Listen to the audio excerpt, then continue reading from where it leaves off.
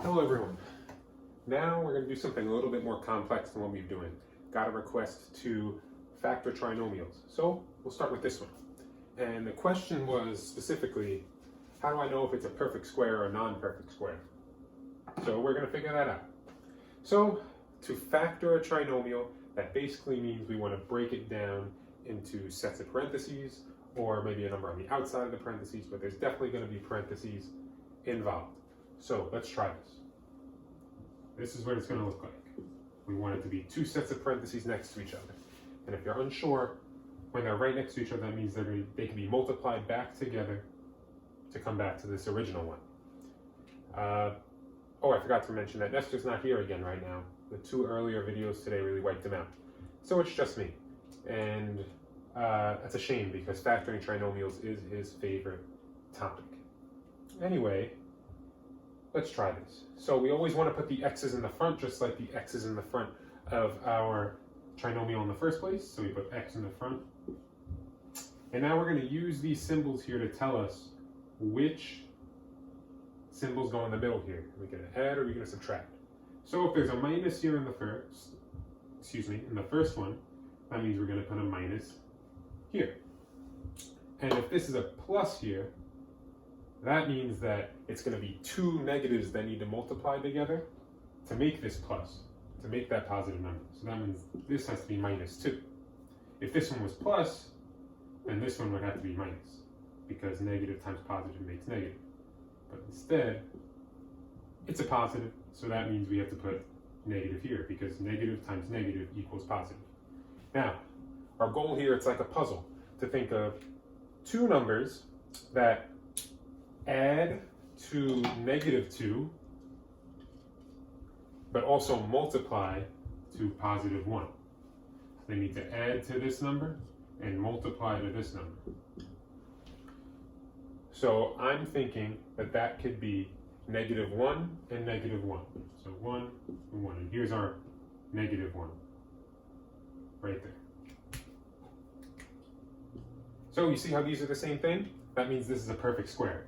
So you can put these together, and it'll be x minus 1 to the second power.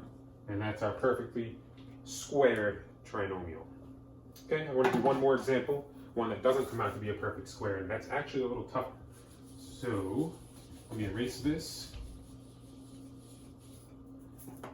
So this example is number 2, 6x squared plus 11x plus 3. And we can see in the front here, there's a number now. Before, there was no number. You can rewind to check. And that's called the coefficient. Our leading coefficient is 6 in this case, which is going to make this a little more challenging. So, to say this up front, the strategy I'm going to use right now wouldn't be the way I would teach it in class, but it is a good trick to help out with these tough times while you're trying to figure these things out at home. So, with that said, I'm going to go for it. So for this trick, we're going to disregard this 6 at first.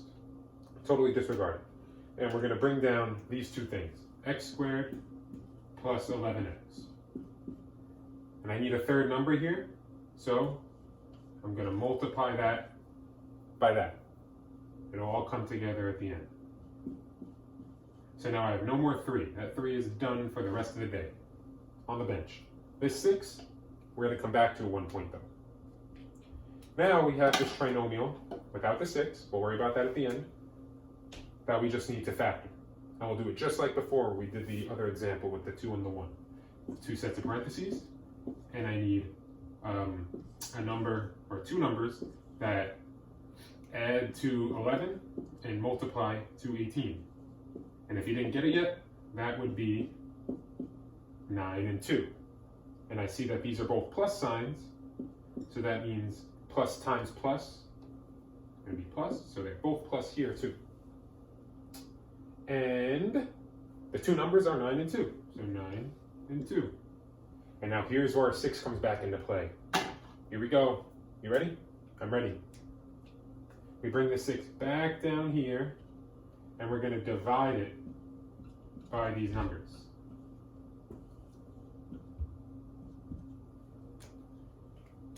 And so we're left with x plus 9/6 times x plus 2/6. Since, I don't know, third grade, we know we can't leave fractions unsimplified. So I'll simplify these to x plus 3 over 2 and x plus 1/3. And now, the trick part. We take this number on the bottom, put it in the front, take this number on the bottom, put it in the front. They go away, so our final answer is 2x plus 3, and this one is 3x plus 1. So our final factored version of this trinomial is 2x plus 3 times 3x plus 1. If you are confused about this, leave a comment and I will explain it there as best as I can. Thanks.